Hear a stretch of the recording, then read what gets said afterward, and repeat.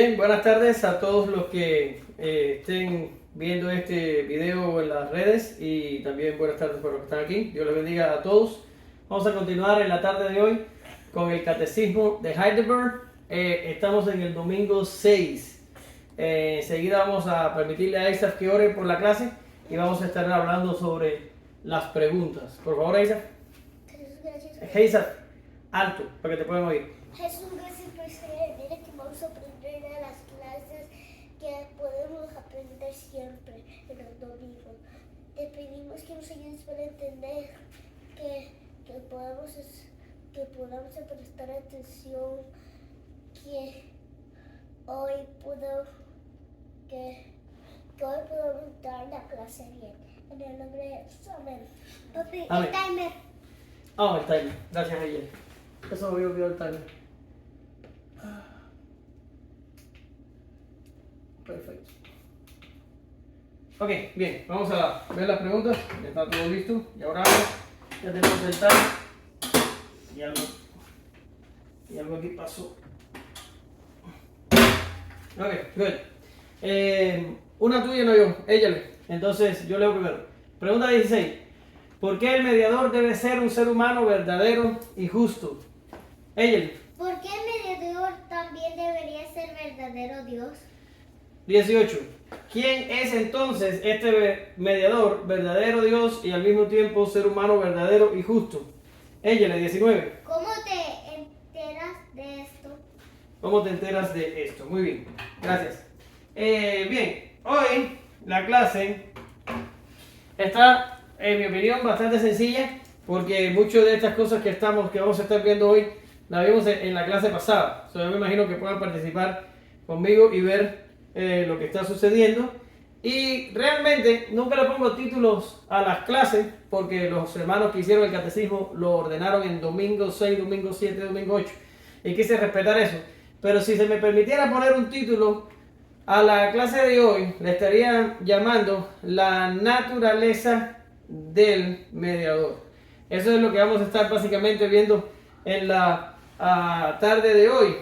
Y me acuerdo yo que muchos años atrás, por allá por 2003, 2004, impartía yo discipulado y cuando teníamos que hablar de salvación, yo empezaba hablando un poco de lo que el catecismo va a estar enseñándonos hoy. Y yo decía que necesitamos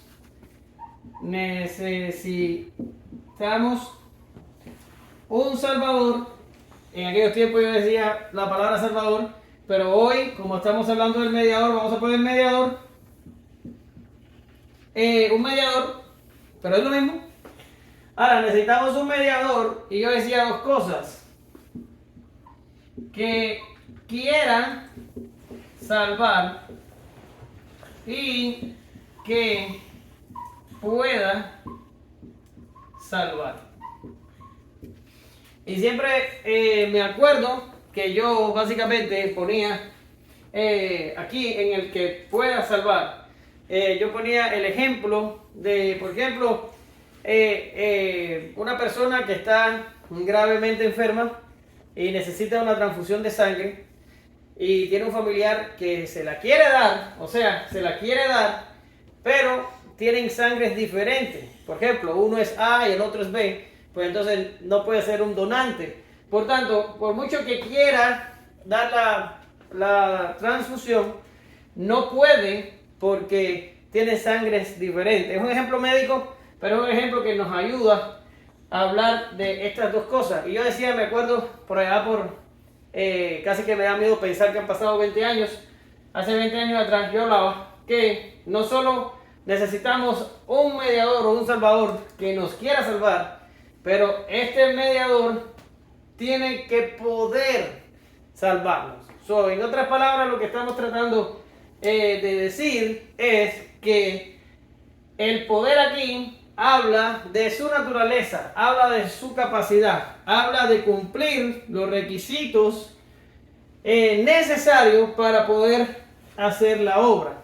No basta, como alguien diría por ahí, con las buenas intenciones. Tiene que estar en... Isa, ¿tú te puedes sentar bien, por favor? tiene que estar en la real capacidad para salvar. Y eso es básicamente lo que hace lo que va a hacer hoy el catecismo, y es probar o explicar las condiciones o las características, si se quiere ver, que debe tener nuestro mediador o nuestro salvador. ¿Ya? Eso es lo que vamos a estar básicamente viendo. Vamos a buscarnos un mediador que pueda salvar. Por ahí hay una canción que habla sobre esto, que Jesucristo puede salvar. Y aunque la canción no lo explica en verdaderos términos, nosotros en la clase sí tenemos que, desde el punto de vista bíblico y lo que Dios demanda, vamos a explicar por qué Jesucristo puede salvar. ¿Por qué puede? ¿Ya? Eso es lo que vamos a estar viendo en la clase de hoy. Ahora, el catecismo lo simplifica en 3 preguntas. ¿Ya? ¿Por qué el mediador debe ser un ser humano verdadero y justo? Y después dice, ¿por qué el mediador también debería ser verdadero Dios? Y por último resume y dice, ¿quién es este mediador verdadero Dios y al mismo tiempo ser humano verdadero y justo? Y vamos a dejar el teléfono por aquí momentáneamente. Vuelvo y les repito 2 cosas que les he dicho antes. Primero, a ver alguien. Dios es justo. Sí, eso es verdad que lo voy a poner allí, pero todavía no era eso lo que quería hablar. Bien, les decía, primero cuando yo digo Heidelberg, entiendan que yo soy una persona que habla español y un poco de inglés, pero esta palabra que posiblemente venga de algún lugar de allá de Europa, ni siquiera sé exactamente dónde, y me perdonan por mi ignorancia geográfica, probablemente la pronunciación no sea Heidelberg, debe ser otra cosa. Pero así lo leo yo en español o en inglés o en la mezcla que tengo en la cabeza, Heidelberg.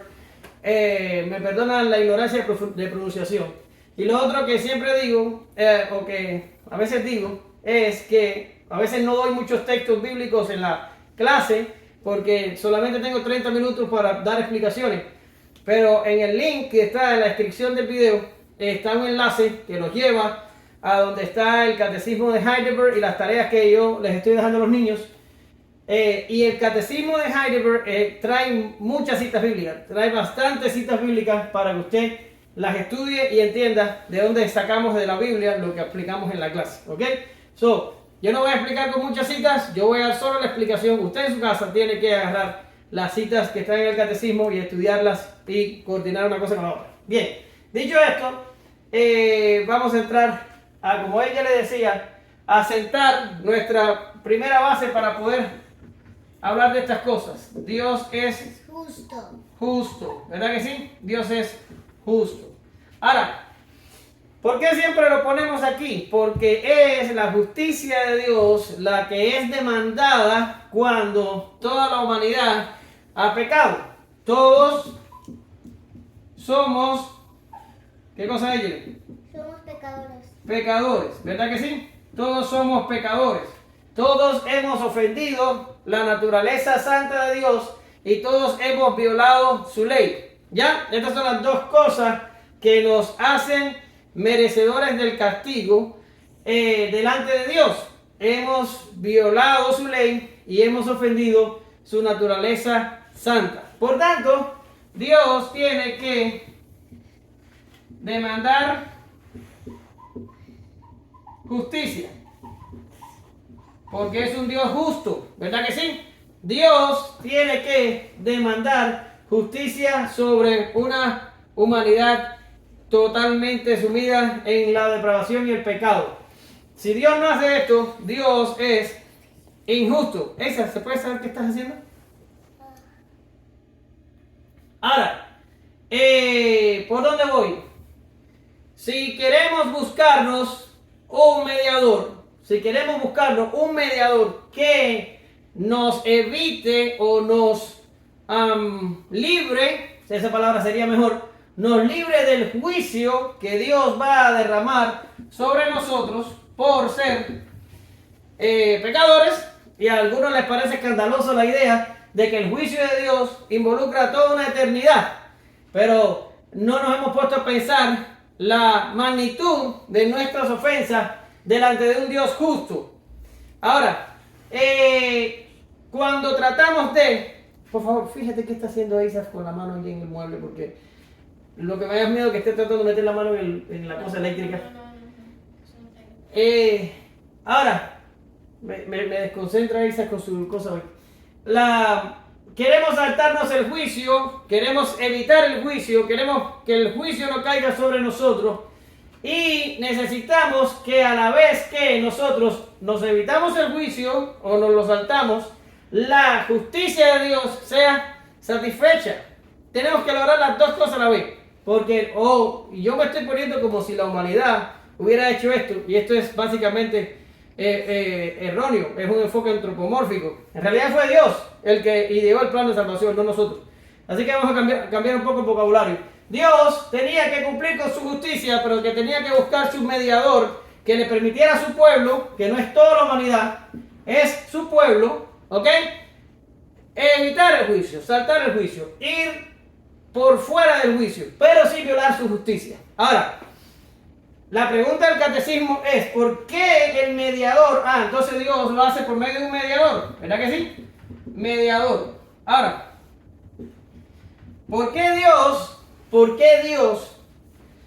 Amén. ¿Cuáles son las características del mediador? Dios necesita un mediador, pero este mediador necesita ser un ser humano.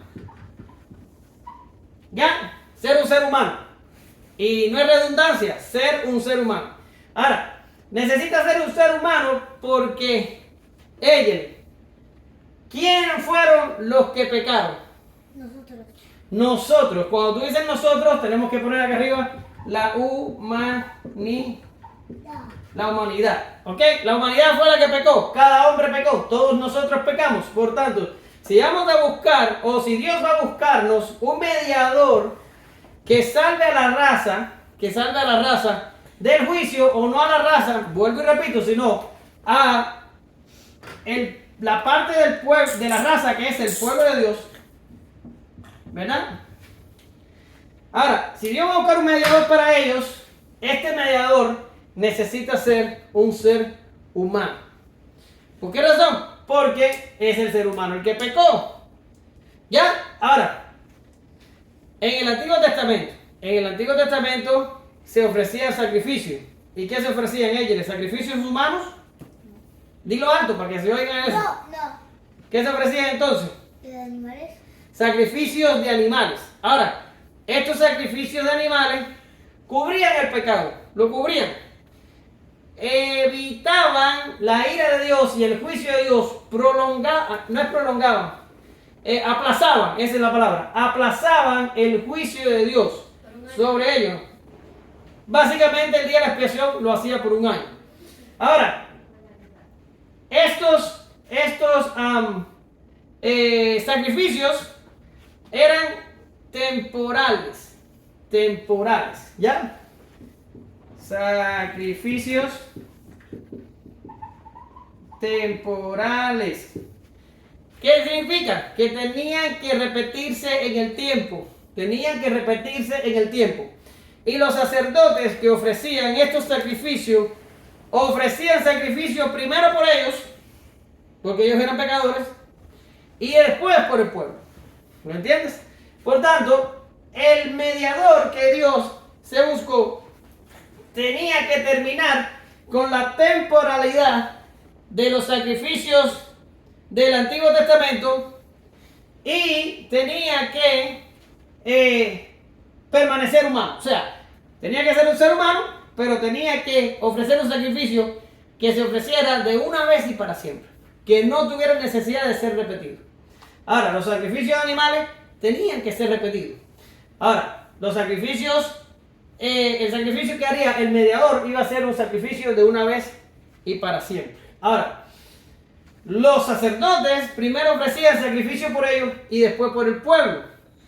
Por eso tenían que una y otra vez ofrecer sacrificio, porque una vez que ofrecían sacrificio, ¿qué pasaba? Volvían a pecar. Y al volver a pecar, tenían que volver a ofrecer sacrificio porque pecaban. Y así sucesivamente. Era un ciclo vicioso de sacrificios y pecados, sacrificios y pecados, sacrificios y pecados. Por tanto, Dios tenía que buscarse un mediador sin pecado. O que es lo mismo que lo que dice allí el catecismo, creo que dice santo y justo, algo así. Vamos a verlo. Dice, ¿por qué el mediador tenía que ser humano verdadero, o sea, un ser humano, y justo? Justo, sin pecado, ¿verdad? Ahora, esto era para que el sacrificio fuera de una vez y para siempre, ¿verdad? Tenía que ser parte de la raza humana, porque los animales solo son temporales, y tenía que ser sin pecado, tenía que ser justo, porque los sacerdotes hacían del sacrificio algo continuo, porque ellos mismos volvían a pecar. Pero si el mediador no tiene pecado, no tenía que ofrecer sacrificio por él, solo tenía que ofrecer sacrificio por el pueblo, y este sacrificio podría ser de carácter permanente. Ahora, este problema que vemos aquí, lo decimos rápido, en 5 minutos, pero en realidad es un problemón. ¿Por qué razón? Porque la humanidad ha caído completamente. ¿Ya? La humanidad ha caído completamente. Cada hombre que ha nacido y cada hombre que va a nacer es pecador. Ahora, ¿cómo Dios pudo librarse de este problema de que todos somos pecadores? ¿Cómo puede? ¿Cómo puede?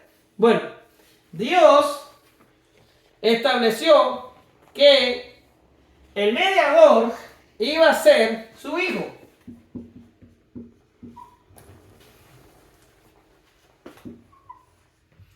O lo que es lo mismo decir, la segunda persona de la Trinidad. Ahora, yo sé que esto es para niños. Estoy tratando de no complicarlo demasiado. Pero no tengo otra opción. Tengo que ir por ahí. De lo contrario me perdería en la explicación. Ahora, voy. Dios toma a su Hijo, la segunda persona de la Trinidad, y lo encarna en una mujer. Ella, cuando yo digo que Dios encarna, ¿a qué se está refiriendo? Que se lo da María, ¿cómo se lo pone en la pancita?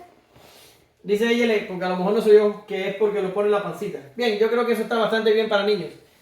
Básicamente Dios toma a su Hijo, que es la segunda persona de la Trinidad, y le forma un cuerpo humano en el vientre de María. El Espíritu Santo hace una concepción del cuerpo humano de la segunda persona de la Trinidad en el vientre de una mujer. Y cuando hace esto, cumple con la categoría de ser un ser humano, ¿verdad? Porque lo forma en el vientre de una mujer, le hace un cuerpo humano dentro del vientre de una mujer.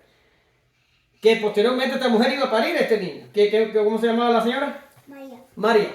Ahora, esto cumple con la prerrogativa de que será un ser humano. ¿Ya? Ahora, este ser humano es un ser humano un poco, nosotros diríamos la palabra sui generis. ¿Tú sabes lo que es esa palabra, Ayer? No. Seguro que no sabes, por eso te miré. Sui generis significa como fuera de género o un poco diferente. O sea, es un ser humano, pero es un ser humano diferente de nosotros. A ver, Ayer. ¿Cómo yo soy diferente a ti? No, es mucho más que eso. Porque Jesús no tuvo un padre humano. Nació solo de mujer. Y al no tener un padre humano, sino que es formado por el Espíritu Santo dentro del vientre de María. A ver, ella. ¿No era José su padre? No, José era el esposo de María, pero no era el padre de Jesús. Aunque en términos legales sí lo era, pero no biológicos. Ok, vuelvo a la historia, o a la explicación. Que tenía que encarnarse, y al encarnarse no de padre humano, nace sin pecado. Y no te asombres, Hegel, no te asombres, porque hay un hombre en la Escritura que nació sin madre y sin padre. ¿Quién fue? Adán. Adán no tenía ni madre ni padre. Pero hay una mujer en la Escritura que nació sin madre. ¿Quién fue? Eva. No tenía madre. Y Jesús no tenía padre, y entonces nosotros tenemos madre y padre. So, si te das cuenta, nacer sin un padre o sin una madre es una cosa que había pasado antes. Adán no tuvo ninguno de los dos. Eva no tuvo madre y Jesús no tuvo padre. So, Ni Eva tampoco tuvo padre. Adán, porque ella desciende de Adán. Acuérdate que sacaron una costilla, Dios sacó una costilla para traerle a Eva. ¿Pero por qué se casaron entonces? Ay, eso es una explicación más complicada y que me saca de la clase. Ok, entonces, al nacer de mujer y nacer del Espíritu Santo, se brinca el pecado. O sea, el pecado, el pacto de obras violado en el Edén, no le afecta y es un ser humano porque Dios forma un cuerpo en el vientre de María. Ahora, ¿por qué tenía que ser así? Porque necesitábamos que no tuviera pecado para que fuera una ofrenda por el pecado, para que Él mismo se constituyera en una ofrenda por el pecado, para ofrecer un sacrificio de una vez y para siempre. ¿Ok? Ahora, vamos a seguir, porque eso no para ahí. Aunque ya la pregunta 2, ya la respondí, porque dije Hijo de Dios, segunda persona de la Trinidad, vamos a dar algunas explicaciones necesarias. Porque el mediador también debería ser... espérate, que me faltó algo aquí. ¿Y por qué tenía que ser de esta manera? Porque lo demanda la justicia de Dios. ¿Ya? Me faltó eso, perdón. La justicia de Dios demanda que sea un ser humano el que pague por el pecado. Y si va a ser mediador, tiene que ser sin pecado para que no tenga que contarse su propio pecado, sino que se entregue inocente por el culpable. Ya. Ahora, dice después, porque el mediador también debería ser verdadero Dios. ¿Por qué debería ser verdadero Dios? Ok. Y voy a leer la respuesta del catecismo porque le voy a hacer una pequeña añadidura de mía, pero que es válida y por eso quiero que la sepan. El catecismo responde, para que el mediador sea capaz de soportar por el poder de su divinidad el peso de la ira de Dios en su humanidad y ganar para nosotros y restaurar en nosotros la justicia y la vida. ¿Ok? Ahora vamos a hablar rápido de esto y vamos a pasar a las próximas 2 preguntas porque yo creo que me estoy deteniendo demasiado. Bien. ¿Por qué tenía que ser Dios? ¿Por qué? Porque va a pagar un pecado. Espérate porque me atraso. Va a tener que pagar un pecado, no de un solo hombre, sino va a pagar el pecado de todos los escogidos. Es el grupo que tengo aquí en verde, aunque Nelson me dijo que no se ve el verde y ahora me acabo de acordar. Vamos a sombrearlo en azul. Ok, toda la humanidad ha pecado, pero Jesús no paga el pecado de toda la humanidad. Y eso es una explicación que tomaría horas y no puedo entrar ahí. Esto es una clase para niños. Ahora, Jesucristo muere por los escogidos, ¿ok? Pero escogidos no es uno, son varios. Por favor, mamá, Romanos 5:21, para hablar de esto rapidito. Ahora, Jesús va a pagar por todos los escogidos. Todos los escogidos. Dime cuándo lo tienes. Ya. Dímelo. Alto, Para que alto. así como el pecado reinó para muerte, así también la gracia reine por la justicia para vida eterna mediante Jesucristo, Señor nuestro. Ok, eso está bien, pero no era el texto que yo quería. No pasa nada. Ahora no me acuerdo cuál es. Pero el texto que yo quería decir ¿Romanos qué? era 5:21. Es ese, entendí. Entonces el que está mal soy yo. El que dice que que el pecado entró por un hombre, pero por un hombre también vino la salvación. Y dice que la transgresión no es como la gracia, porque por el pecado de un solo hombre pasó la transgresión a muchos, pero entonces en la salvación es al revés, porque por la justicia de uno, entonces pasa la salvación a los escogidos. Ahora, pero no recuerdo dónde está el texto, no me lo tomen en cuenta. Ahora, Jesús tenía que pagar por todos los escogidos. Las personas que van a pagar por ellos mismos en la eternidad, paga cada persona por el pecado de esa persona, porque ya hemos leído en clases anteriores que cada uno paga por su pecado. El Padre paga por su pecado y el Hijo por su pecado. El Padre no paga por el Hijo ni el Hijo por el Padre. Ahora, una persona sola que llegue a la eterna condenación, le tomará toda la eternidad pagar por su pecado. Imaginen ustedes que Jesús tiene que tomar el pecado no de un solo hombre, sino de todos los escogidos, no sabemos cuál es su número, de todos los escogidos tiene que sufrir el castigo eterno de todos los escogidos. Es una gran deuda, es un gran castigo lo que Jesús iba a recibir en lugar nuestro. Porque es el pecado de todos los escogidos, vamos a suponer que sean 1 millón de millones, que no sé cuán grande puede hacer ese número. Ahora, ese castigo también es un castigo eterno. Por tanto, Jesús tenía que ser capaz de pagar este castigo. Entonces, nosotros insistimos que la muerte de Jesús, en su muerte Jesús pagó intensivamente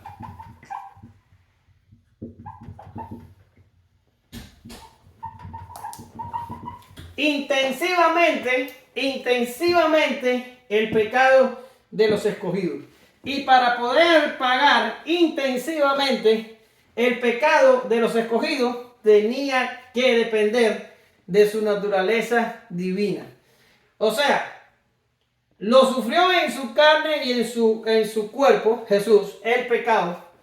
Pero por ser un ser humano, que a la vez era 100% Dios, tenía la capacidad de intensivamente soportar este pecado.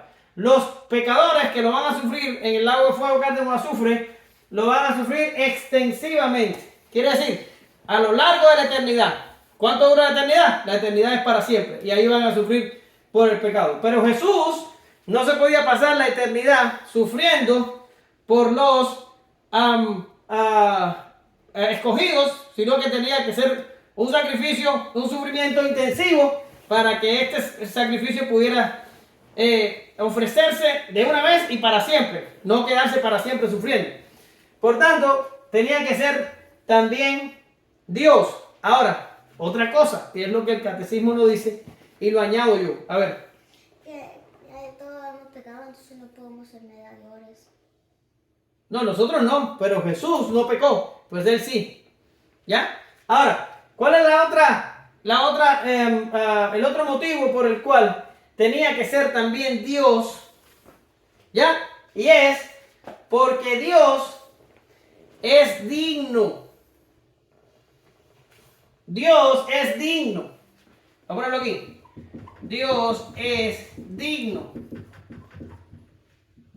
A ver, ya lo escribí mal. Digno. Digno. ¿Ok? ¿Qué significa esto? Que el valor de la vida de Jesús, al Jesús ser verdaderamente hombre y al Jesús ser verdaderamente Dios, el valor de su vida es mucho más elevado que el valor nuestro. ¿Vieron por qué se demora tanto? Que el valor nuestro. La vida nuestra tiene un valor, pero la vida del Hijo de Dios tiene más valor. Y al tener más valor, su sacrificio, sí, el pago que Jesucristo ofreció por los escogidos es demasiado valioso. Es como llegar a un restaurante y dejar mucha propina. Jesús pudo haber pagado no solo por los escogidos, él pudo haber pagado por toda la humanidad. Y si hubieran 1.000 millones de mundos, que yo no estoy diciendo que los hay, estoy poniendo un ejemplo, Jesús podía pagar por ellos porque su vida es demasiado valiosa.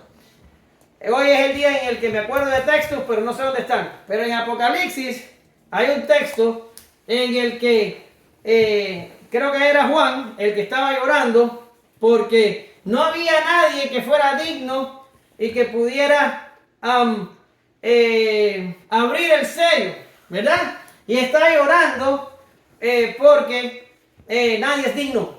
Y entonces aparecen y le dicen, mira, no llores porque el Cordero es digno de abrir el sello, de abrir el rollo, es digno. Por tanto, si buscamos, como bien tú dices, en toda la humanidad, a alguien que sea digno para ofrecer este sacrificio, no lo hay. Pero Jesús Jesús, el Dios encarnado, El segundo de la Trinidad. es digno. ¿Por qué es digno? Porque no solo es hombre, pero también es Dios. Jesús es hombre, pero también es Dios. Y al ser Dios, es digno, es valioso, es imposible de medir el valor de Dios mismo. Y Dios mismo es el que se ofrece por nosotros, o sea, la segunda persona de la Trinidad. Voy a poner una pequeña, no me acuerdo, un remark, no sé ni cómo se dice eso. Una aclaración, voy a hacer una pequeña aclaración. ¿Qué te preocupa? Es que pensaba que no estaba puesto. No, si yo tengo que repetir esta clase de nuevo, entonces sí me da. Voy a hacer una pequeña aclaración. En la cruz, el que muere es Jesús, verdadero hombre. ¿Lo entiendes? No es el Hijo de Dios. Eso está muy mal. Y hasta aquí decía 30 minutos por esto me estaba preocupando. Ok, rapidito. Es Jesús hombre el que muere en la cruz. La segunda persona de la Trinidad no muere en la cruz. Es la naturaleza humana de Jesús la que muere. Porque si hubiera muerto Jesús completo, o sea, sin su divina naturaleza, el universo hubiera dejado de existir inmediatamente. Porque nosotros existimos por el poder de la segunda persona de la Trinidad. Esto es explicación para otra cosa. Pero bueno, es Jesús hombre el que muere en la cruz. ¿Ya? Eso nada más. Ahora, dice el catecismo, en la última pregunta, y ya no tengo tiempo, ¿cómo nos enteramos de esto? Y allí dice, creo que dice, por su santo evangelio. Nos enteramos por su santo evangelio. Vamos a leerlo. No importa que estemos un poquito pasados, pero es importante leerlo. Dice, ¿cómo nos enteramos de esto? Dice, me lo dice el santo evangelio, ya que en el paraíso Dios empezó a revelar el evangelio, después Dios lo proclamó por medio de santos patriarcas y profetas y lo prefiguró por medio de los sacrificios y otras ceremonias de la ley, y finalmente Dios lo cumplió mediante su propio y amado Hijo. Ahora, con el perdón de los hermanos que escribieron el catecismo, él dice, me lo dice el santo evangelio. Bueno, yo creo que el problema va un poquito más allá y es mucho más complicada la explicación de que esta información es verdad que está contenida en el Santo Evangelio, está contenida en la palabra de Dios, pero me acuerdo cuando Jesús resucitó y se encontró con aquellos que iban camino a Maús y iban bien tristes por las cosas que habían estado pasando en Jerusalén y por la muerte del propio Jesús.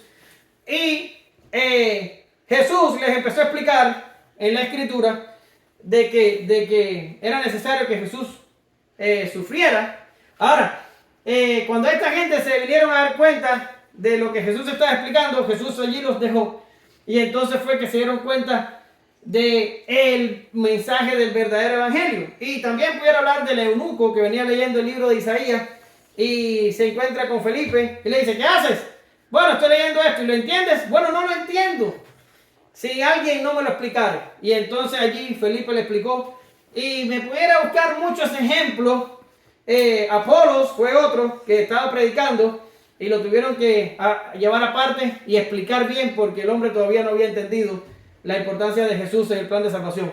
¿Qué quiero decir? Que es verdad que en el Santo Evangelio tenemos la información inspirada por el Espíritu Santo que nos revela todo esto. Eso es verdad. Pero necesitamos de la iluminación del Espíritu Santo y del ejercicio de maestros competentes que nos lo expliquen para nosotros poder entender estas grandes verdades. Que esté contenida en el Santo Evangelio es una cosa, esa sería nuestra fuente, pero necesitamos también que Dios use a su Espíritu Santo para que nos ilumine en todas estas cosas, y también necesitamos muchas veces de un maestro que nos explique todas estas cosas para poder llegar a entenderlo. Quiere decir que es un poquito más extenso que la simple respuesta de que en el Santo Evangelio. Ahora, en el Santo Evangelio lo que tenemos es la fuente de la información confiable, porque es inspirada por el Espíritu Santo para llegar al entendimiento de estas cosas. Hoy no voy a preguntar, si tienen preguntas, porque ya me pasé del tiempo y no vamos a hablar de preguntas. Solo quiero pasar a los saludos rapidito. Saludo a Derek y a Liz, allá en Florida de aquí de Estados Unidos. Y saludo a la gente en Cuba, a Anelito, a Roxana, a Daniela, a Ladies y a Daniel. Esta lista se está incrementando. Voy a ver si vamos a tener que escribirlo en un lugar de la pizarra porque ahorita no me va a dar para todos. Pero me da mucho gusto que mis hermanos en Cuba estén también prestando atención a estas clases que son tan necesarias en estos tiempos de tanta confusión y de tanta apostasía. Bien, vamos a orar y vamos a dar por terminado este tiempo.